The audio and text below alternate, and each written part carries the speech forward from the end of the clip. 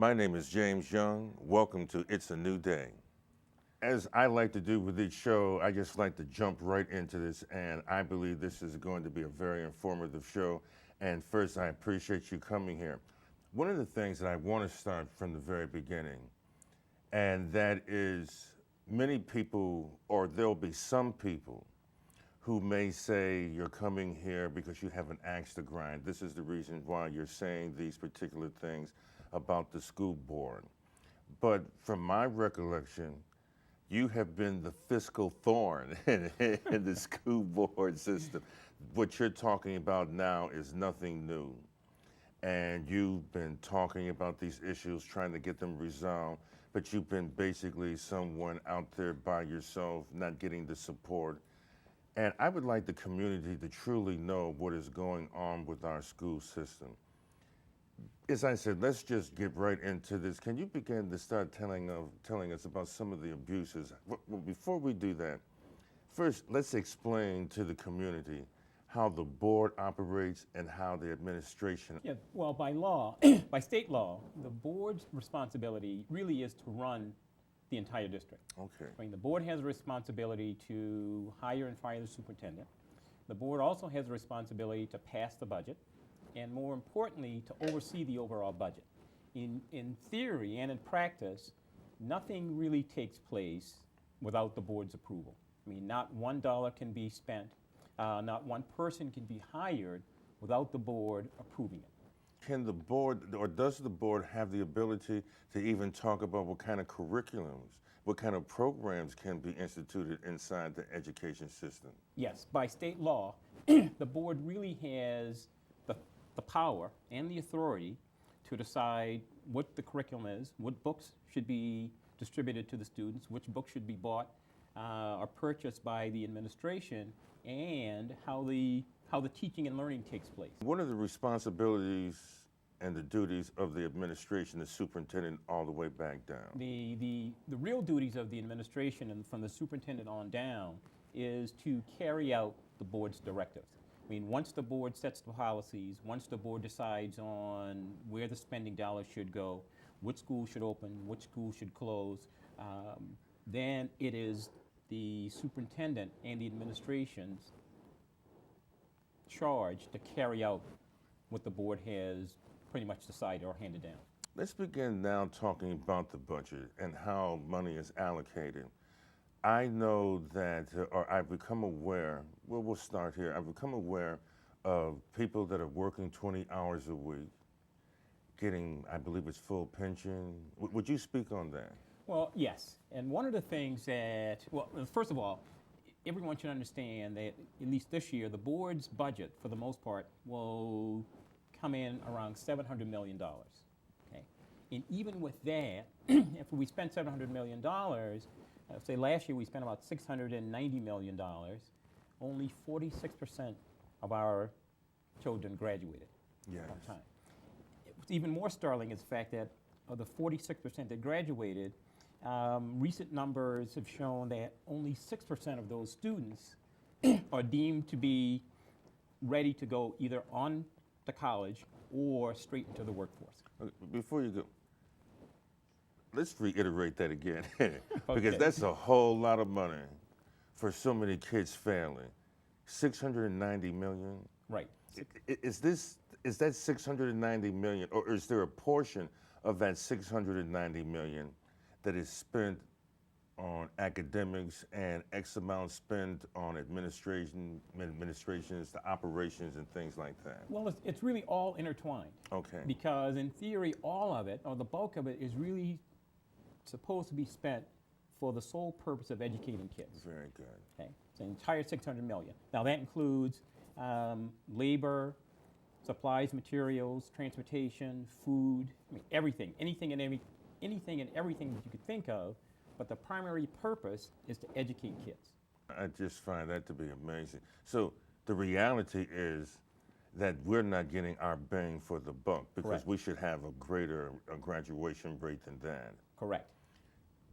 Now, because of that, getting back to some of the waste, what I'm looking at with the 20-hour employees getting these full pensions and whatever else that they're getting, is that money being taken away from the education process? Or if we did not have that in place, would that be more money to give to the classroom, to the system itself? Yes, it is. And you know, it's akin to something it's called a zero-sum game. And probably the best way to illustrate it is if you have a pie, okay? And you cut the pie in, say, 10 pieces, okay? And both of us are sharing in that pie. If I get 5 pieces, you get 5. If I get 6, you get 4. Exactly. If I get 9 pieces, you get 1. If I get all 10 pieces, you get 0. Exactly. And the same thing happens with a budget. So you have all these different competing priorities. So the more you spend on one area, the less you have to spend on another. So if you spend more money on, say, outside consultants or on labor or anything else, then the less that you have that goes towards, say, books or computers or after-school programs. So, I mean, that really is what happens. So it becomes a matter of where does the administration and where does the board decide where those priorities should go, or how those dollars should be spent. So the more dollars you spend, or the more dollars that are siphoned out of the system, the less dollars that are available for kids in the classroom. I'm also aware of that there are some bus drivers that are making phenomenal salaries. I mean, I don't want to get into a drawn-out thing, knockdown fight with bus drivers and how much they should earn, but $100,000 for driving a school bus? Well, in a couple of cases, it's come to the board attention that people are, I mean, there's some fairly salaries, earnings that people make that are outside of the norm. And a big part of that has to do with the way people structure their overtime. And it's not just, any one particular occupation or segment. I mean, it happens all throughout the district. And one of the things that I really find troubling throughout the district is this attitude of, well, I've got mine, and when one group or one segment of the district does that, then everybody, that sort of attitude permeates the entire district. Well, they've got theirs, we need to get ours, and before you know it, very little goes towards helping kids. And it's not just, and again, it's not just one particular sort of segment or occupation. It happens all throughout the district. I'll give you another example. The district spends about $250,000 a year on cell phones. $250,0and on cell phones. Before I go, who's getting these cell phones?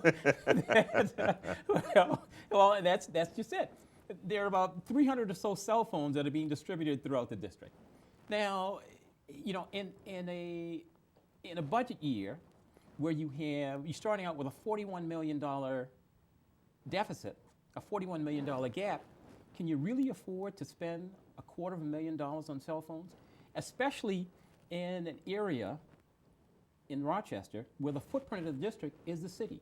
I mean, it's not like either teachers or administrators or anyone else, they're traveling from here to Buffalo, here to Syracuse, here to New York City, and you have to be in sort of constant contact with, with the central office. It's only in the case of the district, you may have someone in central office. They're going from central office on Broad Street to one of the schools on Genesee Street or another school on Lake Avenue. So, and it may take 10 to 15 minutes, and by the time, that person is there, if an emergency arises, they can always be contacted at the school.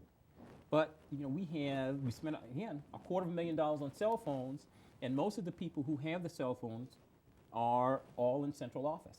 So they're, district has about 300, last count, at least right before I left the board, there are about 300 cell phones that are distributed throughout the district. Do you really need them? And especially at a time when, we have a $40 or $30 million budget deficit. It is absolutely amazing. We're going to come back to this. I have a question that just came into mind. Is this happening across the country, or is this just something here in Rochester? Well, more and more throughout the country, people are starting to take a look at, do we really need, or can we really afford this kind of spending? In years past, when when the state and the federal government were all flush with money, and they would give monies to the various schools or the districts, you could afford it.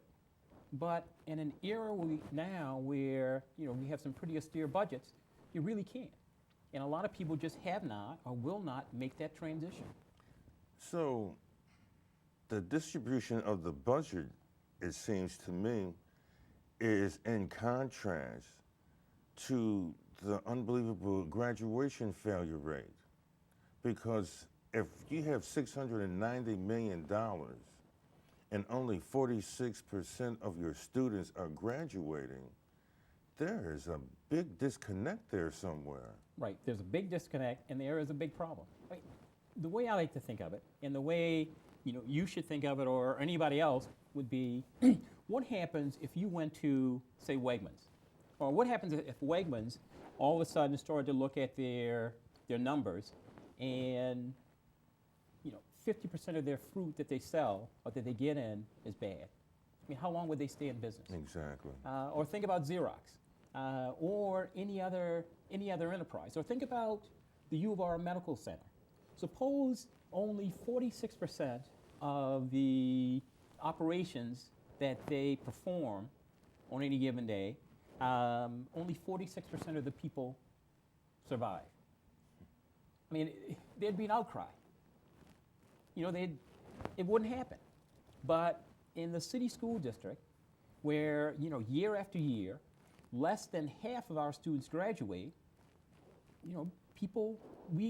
in essence, we accept it. We make excuses. Is this the same problem that the other school districts have here in Monroe County?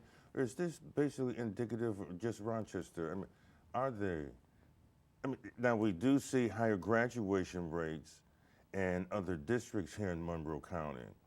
Are they allocating their money, I guess, more appropriately? Well, when you look at the results, the end result, which is graduating kids on time, graduating kids who have the ability to go either on to college for additional work or directly into the workforce, the answer has to be yes. There was a recent study by one of the business groups one of the groups here in Western New York, and they looked at 431 school districts in Western New York, upstate New York. Out of the 431 school districts, Rochester was 431, dead last. My goodness. And if you were to contrast that with the amount of money we spend, our budget was probably the largest, both in terms of absolute dollars and on a per pupil basis. Now, one of the arguments that people like to make is that, because Rochester has a concentrated level of poverty, then this is the best that we can expect. As if poverty in and of itself, poverty or race, is an insurmountable obstacle to success. And it's not the case. It's definitely not the case when you look at the results of other kinds of educational institutions right here in the city. I mean, there's some charter schools that are doing a phenomenal job with the same kids, have the same Exactly. racial background, the same economic backgrounds as the kids in Rochester City School District, but they are doing a much, much better job. I know, not mentioning the school, but I went on their website, and they are bragging that they have a 39% graduation rate. I just find that to be absolutely appalling. Right. How could that, in any frame of mind, be success? And it's not. It can't. Because when they say, they'll say, well, I have a 39% graduation rate, then what happens to the other 61% of those students? And that's what I find to be so appalling about the education system now. I know that we're dealing with a very antiquated model. This system was developed in the 19th century, and we're trying to teach 21st century students with this same model. Year after year after year, we keep bringing in the same curriculum. It didn't work last year. It didn't work the year before, but we just keep going straight down this path. As they say, the meaning of insanity is doing the same thing over and over and looking for a different results. When is this going to finally impact, especially with the information that you're giving us now? Here we are having one of the largest budgets for education and coming in dead last. Where is this money going? It's going to everywhere but to the success of the students. One of the problems that I see in the district is, with education in general, that it has become a business. Yes. A big business with no accountability. Because year after year, when you get a 46% graduation rate or a 20% graduation rate or a 19% graduation rate, yet the money and the budget continues to increase. There's no accountability. Just to give you another example, Rochester, some of the most latest numbers, in terms of for young black males, they have a graduation rate of 19%. So what it says is that for every 100 black boys who enter the Rochester City School District in 9th grade, only 19 graduate. Oh, man. But we put up with it. We meaning, the parents, the community, we put up with it. We put up with the lackluster results. We put up with the excuses. Is the community really? I don't want to believe that we are this callous to these young people. I just don't want to believe that. I rather believe it's because we don't know. Is this information available to parents? Do they know that, for instance, about this 19%? How can this information be disseminated into this community? Or is it because maybe the parents in the community have given up? Well, I think the latter. More than anything else, when I talk to a lot of parents, there are some parents who are really concerned, who are really active, and who are really trying to make a difference. But I think for the majority of the parents, it is a case of, it happened last year with my son. He didn't graduate, and his brother 4 years ago, he didn't graduate. Now, he's not doing anything, and they tend to give up. I can't tell you how many times I've talked to people, and they'll say, "Well, look, it doesn't matter because the school board, it doesn't matter who I'll vote for because whenever they get on the school board, they'll do whatever they want." And more often than not, that's what happens. But we can't continue on the same path that we're going. Exactly. We just can't. With the board, apparently they have to be aware of the things that you're talking about. What are they doing? Is this something besides just, sound bites? Do they realize the damage? Because they are just as responsible for the failures of these students. And I take it even further than that. They are solely connected because of the failures of the gangs that we have here. I connect them to the shooting of the young man that died last week, because perhaps maybe out of that $690 million that was somehow allotted in the budget, if we could have gotten more of that money into the schools, perhaps we could have educated him better. We could have educated the young men that did this atrocity. And so they've got to realize that they are connected to this failure. Is there any consciousness, or is there any sense of consciousness that these people on the board have? Does the board understand its power? I don't think so. From my tenure, my short tenure on the board, the 4 years that I was there, I would say no. Not in a positive way. Ultimately, it is the board that is responsible for the failure of kids not graduating. Not necessarily the superintendent or or the teachers or the administrators or the employees of the district. It is ultimately the board. I mean, it is the board who has both the legal and the statutory authority to make changes. It is the board that is ultimately responsible for anything and everything that goes on into the district. How can we hold them accountable? Now, I know that voting people in the office is one way, and perhaps maybe that's probably the fault of the community. We vote people in the office, but we don't hold them responsible. And as a result of us not holding them responsible, and because of the power that they do have, it can get out of hand. And I'm not making excuses for people on the board, but I think that we all have to take some responsibility for this. Right, because it goes back to that old saying is, we get the kind of government, and in this case, we get the kind of school board that we deserve. And when you look at it, one of the things that I found disturbing year after year is that for parents and people in the community who have the ability to vote in and vote out people on the board, we fail to do it. I mean, there's only a small minority of people during any given board election that come out and vote. I mean, very small. And as a result, we get the kind of government, or we get the kind of board that we deserve. There was a time that with school boards, and if things went wrong, because at that particular time they were concentrated with Caucasians on the board. Mm-hmm. So therefore we could point at them and scream racism and all of those things.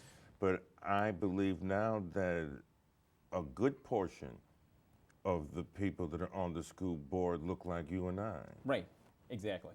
And it has been for years. Okay. And it's just hard for me to believe that here we've fought so hard to get people that look like you and I on these boards, because we did it with the idea that once we got these people in place, that they would take us to the next level. And it seems like we have gotten to this place and they spun off and they are going for themselves. And it seems like they've just left the rest of the community behind. Right. When you look at it, it's become more an issue of, well, I've got mine, you get yours, and I'll let everybody else fend for themselves. And the outcome of that is, we have a 46% graduation rate. We have kids who are moving throughout the system who can't read, or who can't fill out a simple application for a Wegmans or a Walmart, or a civil service exam. I was speaking with a friend in Germany. I was speaking to them about our education system. And theirs is very different from ours. When they truly say no kid left behind, I mean, they're really meeting that, because they have 3 levels. For those that are academically inclined, for those that lean towards more vocation, and then the 3rd level is for the ones that, and if they were here in America, would be left behind. But they train them. Now, these are your low entry jobs, but they still are able to make a living. Whereas, for instance, we have here in Rochester this big construction job that's going on. But before you can get the job, you have to have a high school diploma. So what that has systematically done has eliminated a great portion of the people that desperately need this opportunity. And the sad part about it is that many of the people that were trying to apply but can't fill out the application. Right, exactly. My question has been, how does the city of Rochester continue to fund? Because, for instance, 53.9% of the students failed. How are these people going to live? Who's going to take care of them? They can't, well, it's plain to see, if you don't have at least a high school diploma, you're unemployable. So what do? We put these people on welfare? We just continue to take care of them? How long can a system continue to burden the government? How long can the government continue to do these things? And what we're also doing is making people become passive, dependent. We're not showing them the will, the greatness that they possess, the greatness that they can produce. And all of this comes right back to the education system. They blame and say it's because of the parents. The parents aren't doing their job. Then they'll say it's because of the teachers. The teachers aren't teaching, okay? But it seems to me that where the real problem is that the leadership isn't leading. And if we had better leadership, and if we had more people being responsible, really caring, because it's hard for me to believe that people can sit on a board that's sitting on top of a $690 million budget and be satisfied with a 46.1% graduation rate. That is so difficult. There would have been a time, now these were white people sitting downtown, we'd be marching in the streets, we would have burned something down by now. But because the people look like you and I, somehow we give them a pass, but we're giving them a free ride. And I just find that to be truly amazing. And I know once this show airs that we're going to get tons of calls. Okay, but if that's what it took a stick to make us. And I believe it's going to take a stick to unmake us. I think it's going to take people like you coming forward that have been on the inside. There was a time in the 60s we stood on the outside complaining and really didn't have the proper information that we truly needed to really protest properly. But because you've been on the inside, you've sat there, you know the budgets, you've seen where this is going. And now what we've got to be able to do is disseminate this information. We've got to rally. I'm not sure what it's going to take. Don't get me wrong, I think the incident in Florida with Trayvon Martin was a bad tragedy. Here, they demonstrated in Rochester, they said there was something like 1,000 people at the Liberty Pole. As far as I'm concerned, 53.9% of our students didn't graduate last year. I feel that that's genocide. If we're going to march and protest, why aren't we protesting? How come we're not down at the Liberty Pole protesting this, showing our support for a better education system? I believe that our priorities are so messed up, and I believe that we follow whatever the media tells us to follow. We're so crisis-oriented, and it's because we don't see the immediacy in these students' failure, but we are. There's a young man that lost his life last week for nothing, for absolutely no reason. And that is directly connected to the way that the city's being run, directly connected to the education system. As you know, a few years ago, our previous mayor wanted to take the power away from the board and bring it to the city and have it under the city. Would they have been able to do a better job?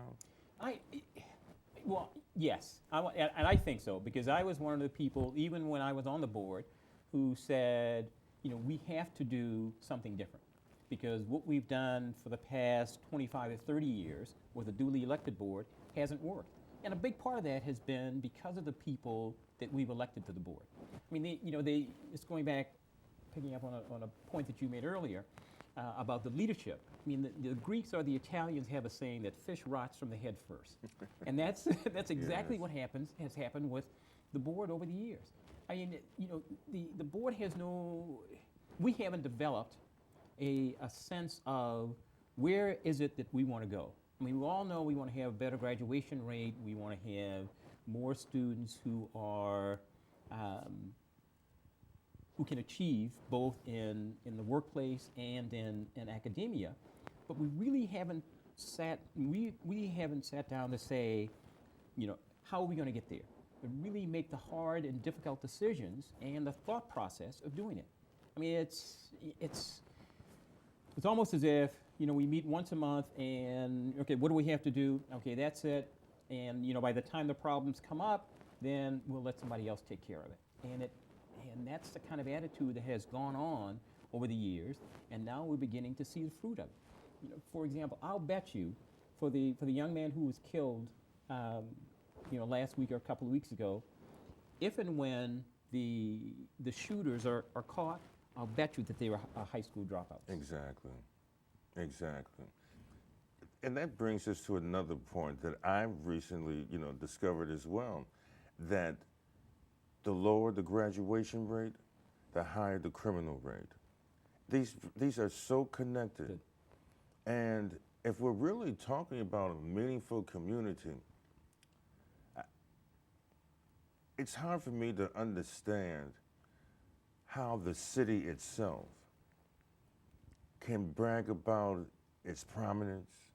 We call ourselves Greater Rochester. And therefore, if we are Greater Rochester, then that must mean that we're Greater Rochesterians. But who? Because you see in certain segments of this community, there's nothing great about this. There's nothing but poverty. There's nothing but ignorance.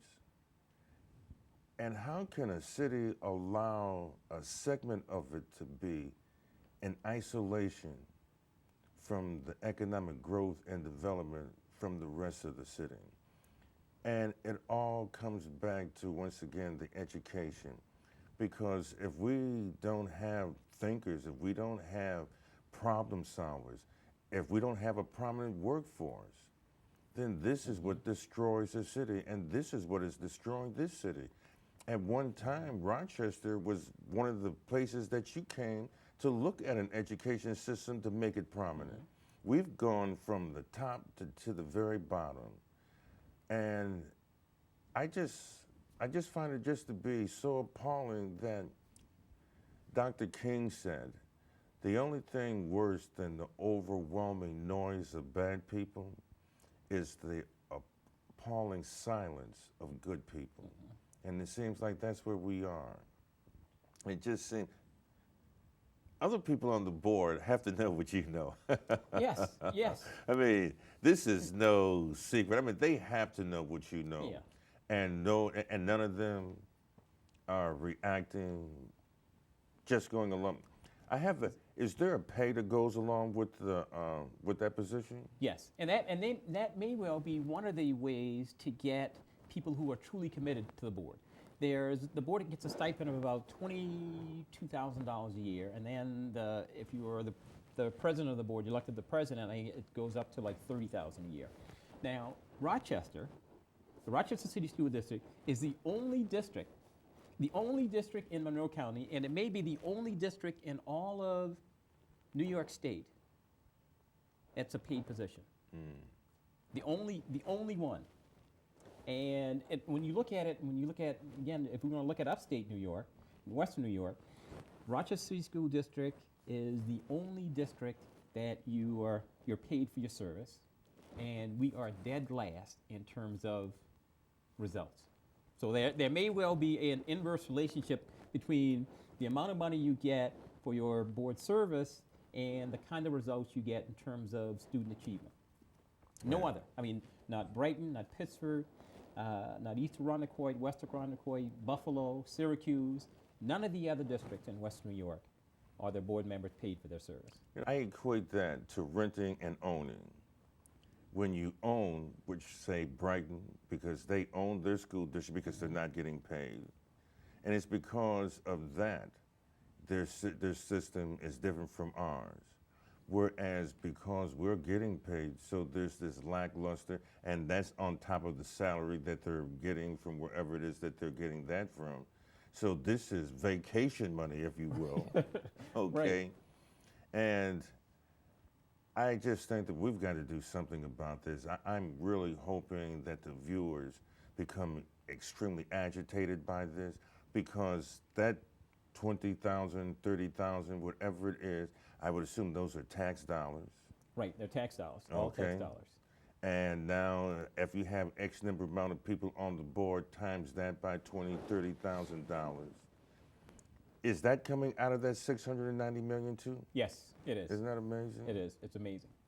And if that's not enough to get people up and really upset in terms of what's going on, in terms of the graduation rates, then I invite them to go down to the public safety building on any morning or go into the courts and see what happens as, they march in the defendants.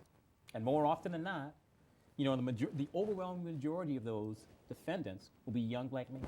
Yes. And again, the overwhelming majority of those will be high school dropouts. How do we begin to turn this around? What do we need to do? I assume getting better people in on the board. And I come back, does the board truly understand that they can turn this around?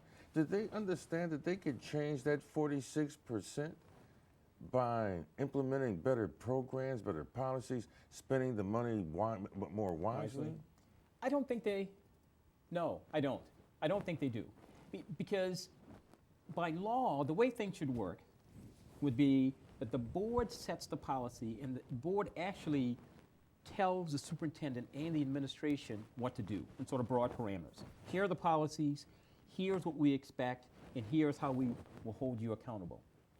In reality, what happens is the board takes a fairly passive view and they defer everything to the administration. What should we do next? How do we do it? How did we do? And and as a result, what happens is you get a 46% graduation rate or a 19% graduation rate for young black males. I mean, it is just so frustrating. It almost makes you just want to throw up your hands, and because so many parents are young, I mean, children in high school today can have a parent that's under the age of 38, and that parent may or may not have an education, and in often cases it doesn't have an education. The parent of today is so different from the parent of yesterday. Parents of yesterday, they were parents. They weren't trying to be your friend, and they let you know, Right. I'm not your friend, I'm your Yeah. mother, I'm your father. Yeah. Whereas we're dealing with parents now, they're so busy trying to be friends with their kids. And as a result of this, the children are drastically losing. What is happening, the failure across the board is not dealing with these kids, it is because of the failure of adults. And it's because we have a disconnect in the community. Then naturally the people that are on these boards, they know that they can get away with this. Right. Because there's no outcry, there's no demonstrating, there's basically no one watching them. And my only concern is, how do these people sleep at night? Do they feel good about themselves?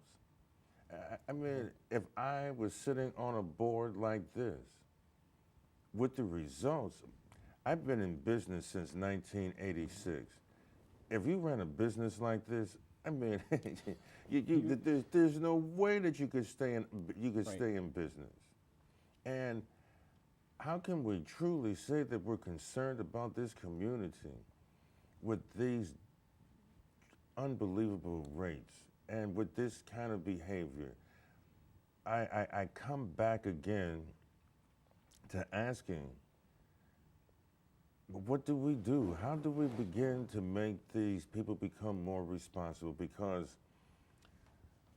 unless we take the power away from them, set up another structure, maybe the city could be better, I'm not sure. Because now they have a bureaucratic process there too. So I don't know if you go from, privatizing it. I don't know what the answer is. Well, when you look at it over a long-term basis, I think a lot of people have made that decision. Because over the years, and it continues, the Rochester City School District and the city itself has had a steady decline in population. I mean, for the students in the school district, there has been a steady and increasing decline of students who enroll. And they are, and for parents of families who can, they move to the suburbs, or they will send their children to either private or parochial schools. And for a lot of parents who can't, they try to enroll their kids into charter schools. And that is, and the thing about it is, for both the board and the district or anyone else who's involved in the Rochester City School District, they have got to begin to understand that the long-term prospects are not great, because as the results becomes, less and less, as you get a 46% graduation rate or 30% or 19% or whatever it is, more and more parents who can, they leave. They leave for the private schools, parochial schools, they move to the suburbs, or they wait for a new charter school to open up. And that's where the, sort of real threat, if you would, or danger to the Rochester City School District comes into place. It's sort of akin to the auto industry. For a long time, the U.S. auto industry was a king. I mean, worldwide, nobody could touch them. And then all of a sudden, you get these smaller companies or emerging companies like in Japan or Germany or everywhere else, where they started making a much better product for a much cheaper price. And the U.S. auto industry for a long time ignored it. And they said, look, we're the top, we're the king of the hill, we'll be here forever. But it didn't happen. Exactly. And the same thing with the U.S., well, not the U.S., but the Rochester City School District, or urban education in general, where at one point it was you had a monopoly, but not so much anymore, because people, they vote with their feet. They move out, or they send their kids someplace else, or now with the introduction of charter schools, more and more parents are taking that option.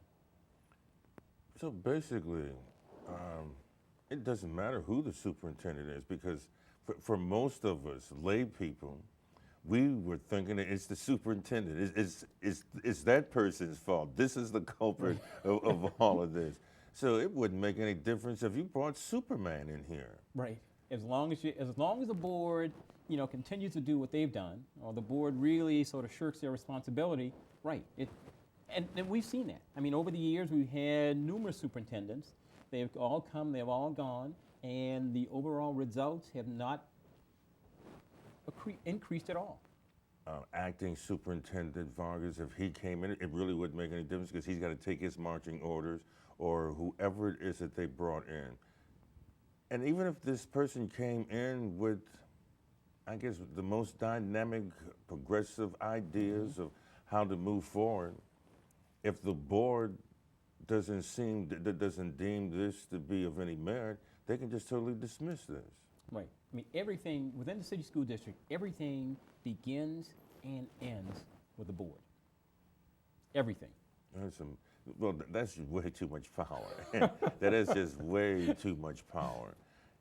It's way too much power because of the results that we're getting, because we are failing these young people by the truckloads. And we have got to take a look at this. We've got to, having you come here today and speaking with you, it has given me a greater clarity, because I thought it was inside the schools. I thought it was what was going on in the classrooms. I thought it was the superintendent. Now I find it even more appalling of how when they removed Marilyn Patterson and said it was her fault for the failure of the schools. Now listening to you is not her fault, because she doesn't control the budget. She can't, dictate where things are going, because all that is coming from the board. And I think that now we need to start looking at these people on the board. The people that sit on the board, are they in education, or are they from across fields? No, from across fields. And the most interesting thing about it is, if you wanted to be a teacher, you had to, you have to have a college degree and a master's degree. If you want to be a counselor, you have to have one set of credentials. If you want to be an administrator or a principal, you have to have another set of credentials. For a board member, absolutely nothing. The only requirement that you need in order to be a board member is that you got one vote more than your opponent. That's it. I mean, you can be, there are no real requirements. You just have to be voted in. I know this may be a ridiculous question, but let's say if someone didn't even have a high school diploma, You mean to tell me if they won the election, they could be on the board? Yes, believe it or not. Yes.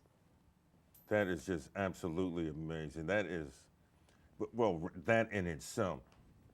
I find it here, an individual can't work a construction job, okay, without a high school diploma, but yet here you can be on the school board dictating policy without a high school diploma. Now, there's something drastically wrong with that picture. Can you tell us, give us some more in-depth things that are going on inside the school districts? Well, can you tell us some of the things that you wanted to implement or you tried to push or different conversations that you've had with the board? Well, one of the things that we really need to do is start to take a look at this whole issue of accountability. To say, you know, in this year, or what do we want to do, or what do we expect of our both the superintendent and the administration and the board over maybe a 2, 4, 5, 10-year period. You know, this is where we are now. Where do we want to be or expect to be in, say, 5 years or 4 years or 3 years? And how do we get there? And if we don't get there, what are the consequences? Because, you know, one of the things that I found very frustrating, and most other people find frustrating about the district and the board also, is that there's no accountability. You know, every year, year in, year out, we spend $500, $600, $700 million a year, and regardless of whether, you know, we have a graduation rate of 46% or 30% or 50% or 80%, you know, the budget continues to grow. I mean, everyone's compensated, and there's no accountability at all. And we've got to begin to hold everyone accountable. I mean, and people say it throughout the district, but they really don't mean it, because, you know, when you get a 46% graduation rate, and you end up with and you get a raise at the end of the year of 3% or 4% or 5%, and, you know, where's the accountability? These raises, I mean, how often they do, and who approves? I guess the board approves The board, it? yes, the board has, again, the board approves it. Both the amount as well. In some cases, the raises are negotiated between the superintendent and some of the bargaining units. But ultimately, the board decides, you know, yes or no. We will or will not implement the raises. Who are the people that would be receiving the raises? Everyone, all of the entire district. I mean, in a district where you have a 46% graduation rate, and your budget goes from $690 million to over $700 million from one year to the next, yet your graduation rate goes down, the number of students that you have enrolled in school will go down. You begin to ask yourself, you know, when will it end? When will we hold everyone accountable? I mean, this is so sad that you almost have to laugh to stop from crying. I mean, this is absolutely appalling. Because of my age, and we were the generation that was just coming out of segregation and into integration. I mean, if this were to happen back then, there is no way. I find it amazing that many of our great leaders, Dr. King, Malcolm X, and on Marcus Garvey, everybody's W.E. Du Bois, everyone's pushing us in this direction. Get a good education, and there's freedom connected to that education. And we fought so hard. What is it, Brown versus the Board of Education? We've gone through all of these trials and tribulations to end up to where we are now. And now we're doing it to each other. We feel that because we have this position, and whatever this position does, I guess maybe status, gives you a greater status to say that you are on this board. They run for this position like as though they're running for the presidency. Okay, that they make it appear that this is such an important thing. Everybody's running on these boards. They're basically having the same sound bites about how they're going to come in and make the system better.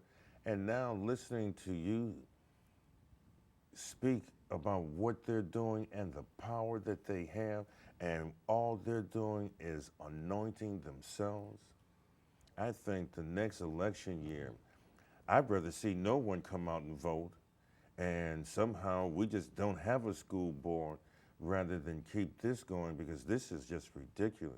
It is.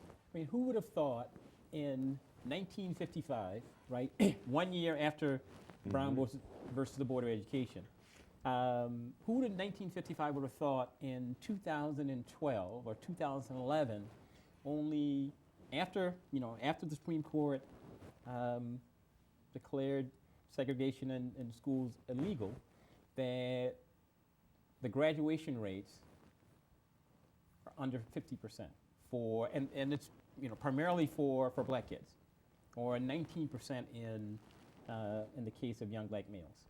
I mean, who would have thought in 1954 that what they fought for was a graduation rate of less than 50%, and people would be either satisfied with it or they would make excuses. Inside the administrative part of this, the school system itself, outside of the board, do they know of the problem?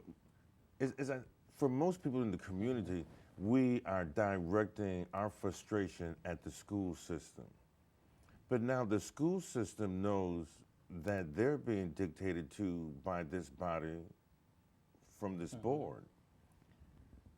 I'm wondering why the system doesn't say anything. Well, I guess because the superintendent can't say anything, because I guess they're making really good salaries, Right, over $200,000. That's it. I mean, because the system doesn't say anything, because regardless of what happens, regardless of whether it's a 10% or 15% or 30% or 60% graduation rate, they still benefit.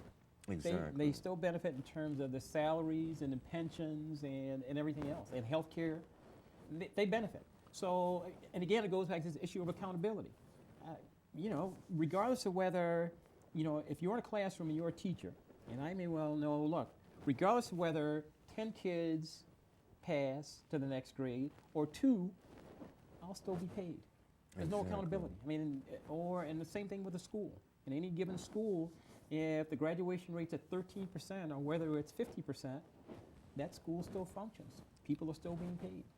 So, in the words of Malcolm X, we're being hoodwinked. We're being bamboozled. Yes, and our kids suffer. They really do. Without question. That is the. I mean, it's almost criminal in terms of what we do or the outcomes, because as taxpayers we pay for it, and as the recipients, the children, and the families are the ones who suffer. Without question, because this is an abomination. I mean, this goes way beyond abuse. This goes way beyond anything that I was even aware of. I thought the failures were due to non-academic reasons, for parents being so young,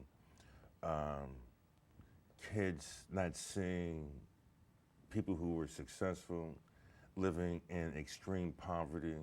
I thought that those were the contributing factors. As a matter of fact, I developed a program that I thought that if we could enrich kids and make them feel good about themselves, give them some self-worth, make them feel better, because I thought that was the problem. But I'm saying the problem itself is with this board and their lack of ability to be able to bring programs in like this, to make these kids see that they have a future, that they can be about something.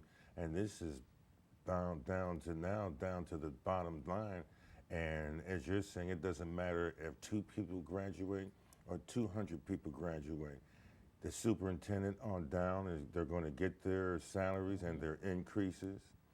And at the meantime, here's a community or a segment of the community that is paying the price. I mean, this is the new Jim Crow.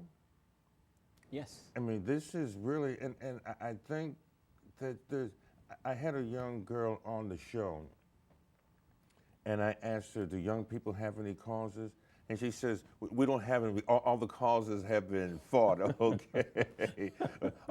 And then she said, well, if Martin Luther King couldn't do anything, how can we do anything? And then the other part of it that she also said, well, we no longer have a common enemy because back during that time we were fighting white people.